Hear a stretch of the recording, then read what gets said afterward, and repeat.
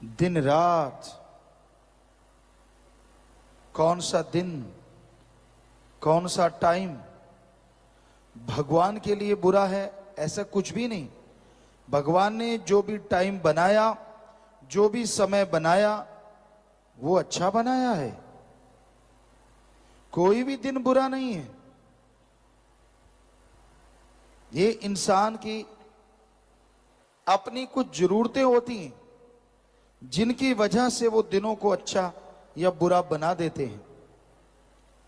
अगर दिन सारे ही अच्छे होंगे तो फिर जो दिनों का लेखा जोखा करते हैं उनको पैसा कौन देगा? कि दिन तो सारे अच्छे हैं, इसलिए दिन बुरे बना दिए गए ताकि पैसा दो तो फिर से अच्छे हो जाएं। तिथ बार ना जोगी जाने, रुत महा ना कोय, जा करता सृष्टि को साजे, आपे जाने सोए। कोई दिन, कोई तारीख, महीना, साल मालिक ने अपनी तरफ से नहीं बनाए, उसने सब कुछ अच्छा बनाया है। और जो मालिक से प्यार करते हैं वो इन चीजों में विचार नहीं करते। वो कहते हैं मालिक ने जो किया अच्छा था, हो रहा है अच्छा है और होगा भी अच्छा ही। क्योंकि जो भगवान पे यकीन करते हैं उनको इन पाखंडों से कोई लेना देना नहीं होता। तो भगवान को याद करना, उसकी भक्ति इबादत करना क्यों जरूरी है? इंसान के शरीर में जो आत्मा आई है, ये 84 लाख जोनियां, 84 लाख बार जन्म लिया। आत्मा मरती नहीं है, कभी खत्म नहीं होती। वो जिस शरीर में जाती है उसके सारे दुख आत्मा के होते हैं।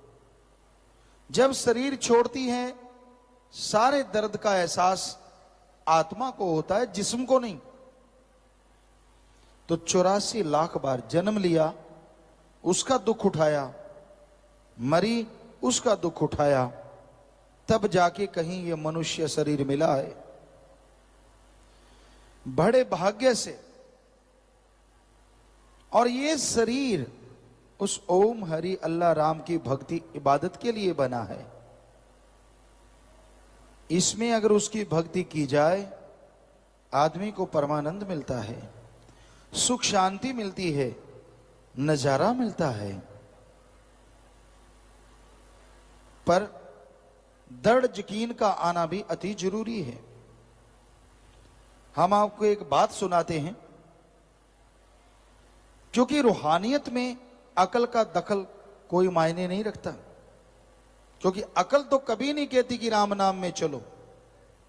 वो तो तरह तरह के दांव पेच चलाएगी ताकि इंसान भगवान से दूर हो। क्योंकि अकल मन की गुलाम है और मन काल का एजेंट है। तो एक फकीर के यहां आश्रम बन रहा था।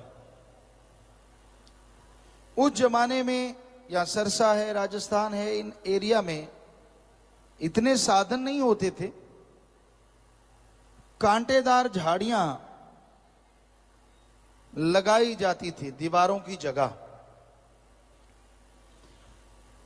तो आश्रम की दीवार यानी कांटेदार झाड़ियां लगा रहे थे ताकि पशु परिंदे ना आए, लंगर भोजन ना खा जाएं जो आदमियों के लिए बनता है। तो वो कांटेदार झाड़ियां लगा रहे थे। एक आदमी बबुल का काफी बड़ा टहना लेके आ रहा था। जानकर जानते हैं बबुल के बहुत कांटे होते हैं बड़े बड़े। खींच के ला रहा था। सामने से गुरुजी आए, कहने लगे भाई क्या कर रहा है? कहता गुरुजी ये बबुल का टहना लेके जा रहा हूं, दीवार बन रही है उसमें लगाऊंगा। गुरुजी कहने लगे ऐसे थोड़ी ना इसको उठाते हैं। कहने लगा जी कैसे उठाते हैं? अरे इसको उठाओ और हग कर लो, ऐसे कौली भर लो, जफ्फी में डालो इसको। अब अगर कोई समझदार होता, यार गुरु पागल है, इतने बड़े बड़े कांटे हैं और ये गुरु कह रहा है कि इसको ऐसे कर लो, जैसे यूं करेंगे उस टहने को इतने बड़े कांटे सारे बॉडी में धस जाएंगे। पर वो था मालिक का प्यारा, दृढ़ यकीन वाला। अंधविश्वास नहीं होता, रूहानियत में दृढ़ यकीन होता है। तो उसने वो टहना उठाया और यूं कौली भर ली, ऐसे अपनी गोद में ले लिया जोर से। वो इतने बड़े बड़े कांटे बॉडी में चुभ गए, सारे खून शुरू हो गया। गुरुजी कहते ओहो, अरे अरे अरे अरे अरे ये क्या किया, ओहो तेरे तो खून आ रहा है, सामने कुआं, मार छलांग। अब यहां अकल की दखल देने वाले होते, फिर कहते यार गुरु तो वाकई पागल हो गया, पहले तो कांटे चुभा दिए, पहले नहीं दिखता था गुरु को कि कांटे उठाएंगे वो तो शरीर में चुभेंगे, और अब अनजान बन के कह रहे हैं ओहो हो ये तो खून निकल आया, भाई मार कुएं में छलांग। अब कांटों से कुछ हो ना हो, कुएं में छलांग मारेंगे तो जिंदगी जाएगी जाएगी। पर वो था दृढ़ यकीन वाला, जो अकल के चक्कर में नहीं आते। भगवान उन्हें ही दर्शन देते हैं नूरी स्वरूप के, ये कोई अकल चतुराई से उसको हासिल नहीं किया जा सकता। तो उसने झट से आप देखा ना ताब कुएं में छलांग मार दी। थोड़ी दूर था कुआं, दौड़ के गया और कुएं में छलांग मारी। गुरुजी भागे, अरे अरे अरे अरे अरे भागो भाई, रस्सा लाओ भाई, ये क्या किया इसने। सारे जो ज्यादा पढ़ के कट जाते हैं, कई ऐसे भी होते हैं, वो कहते हैं यार ये गुरु को आज क्या हो गया, इसका पुर्जा हिल गया क्या। पहले तो उसके कांटे चुभा दिए, अब उसने दर्द होने लगा तो उसको कह दिया कुएं में छलांग मारो, और ऊपर से कह रहे हैं ओहो कुएं में छलांग मार गया, भागो भाई भागो, रस्सा लेके आओ। तो रस्सा, कहती यार इसको हुआ क्या है आज गुरु को। रस्सा लेके दौड़े, कुएं में रस्सा फेंक दिया, बाहर निकल भाई, बाहर निकल भाई, बाहर निकल। जब बाहर निकला, बाहर निकलते ही वो गुरु के चरणों में लमलेट हो गया। सारे हैरान, यार ये क्या है, क्या कहानी है। कहने लगे क्या तू, ये एक दो ने थोड़ा सा गुरु साइड में हुए, कहने लगे अरे पागल हुआ है, पहले गुरु ने तेरे कांटे चुभो दिए, फिर कुएं में छलांग मारी, चोट लगी होगी, अब तू उसी के पांव पकड़ रहा है, लंबा लेट रहा है। कहता मूर्खो, मेरे बहुत सालों से मवाद बहता था सारे शरीर में से, मेरे पूरे शरीर में से मवाद बहता था, लोग नफरत करते थे, बदबू आती थी पूरे शरीर में से, और जैसे मैंने वो कांटे चुभे, मेरे वो जो दर्द था वो गायब हुआ, और मुझे कुएं में छलांग मारी, और अब देखना चाहते हो तो उसने कपड़े फाड़ दिए, एक धब्बा तक नहीं था शरीर में, सारा शरीर साफ हो चुका था, बिल्कुल 9/9।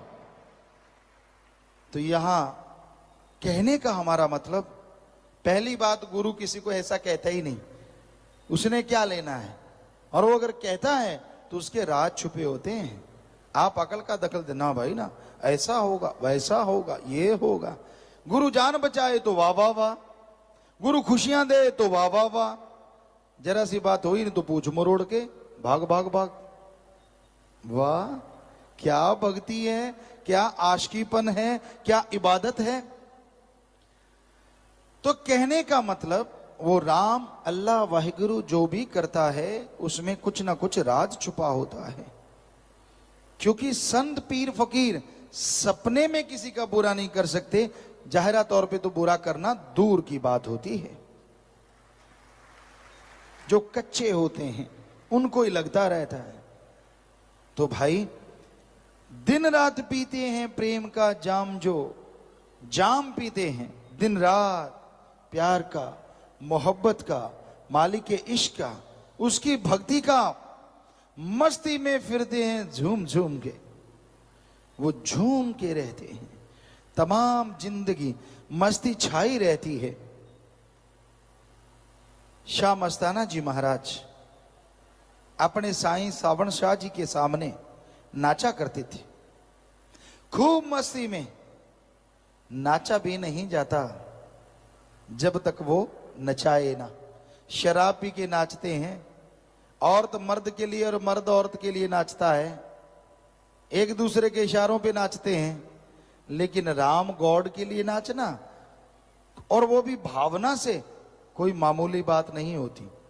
तो साईं मस्ताना जी महाराज नाचते, चुपचाप, शोर नहीं करते थे, देखो मुझे मैं नाच रहा हूं, या तरह तरह के हाथ पांव ऐसा ऐसा, वो तो पाखंड करते हैं लोग। जैसा नाचना आए, मस्ती एक अलग चीज होती। तो वो नाचते, खुशी मनाते।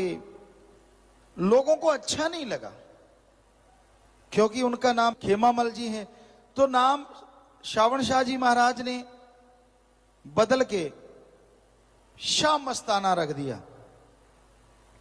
भाई ये तो मस्त रहता है, ये है शाह मस्ताना।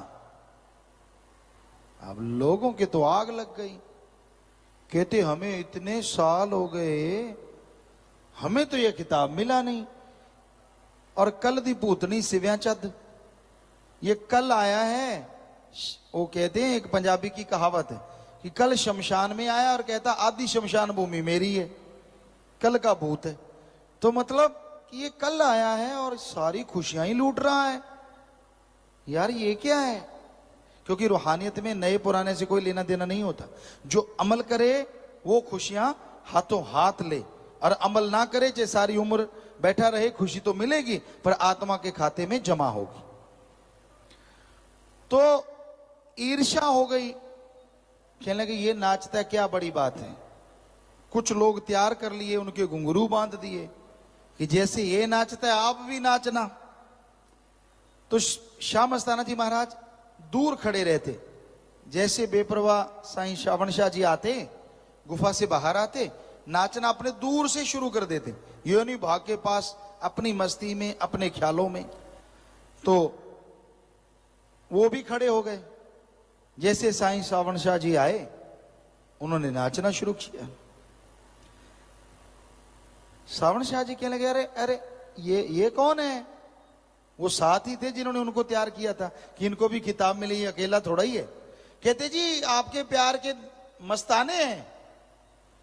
श्रावण शाह जी मुस्कुरा के, क्यों पता था कि इन्हीं की उंगली लगाई हुई है, मुस्कुरा के कहने लगे शाह मस्ताना तो एक ही है, बाकी तो सारा पखंडी है।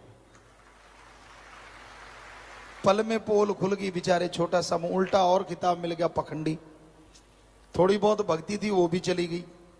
सो कहने का मतलब, मालिक के आशिक घबराया नहीं करते किसी भी बात से, उन्हीं को ही रूहानी दर्शन होते हैं, उन्हीं का ही 10वां द्वार खुलता है, जिनको दर्द यकीन होता है, और उन्हीं की हर कुलों का उद्धार होता चला जाता है। जो गुजर गई उनका भी, और आने वाली पीढ़ियां भी जुड़ती चली जाती हैं और उनका उद्धार होता चला जाता है।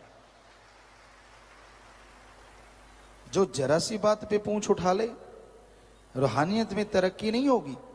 ठीक है, सुमरन करता है, खुशियां मिलेंगी, कर्म कटेंगे, उसमें कोई दो राय नहीं, पर उस सुमरन से जो मिलना चाहिए उससे वो वंचित रह जाता है। तो मालिक के प्यार में नशा है।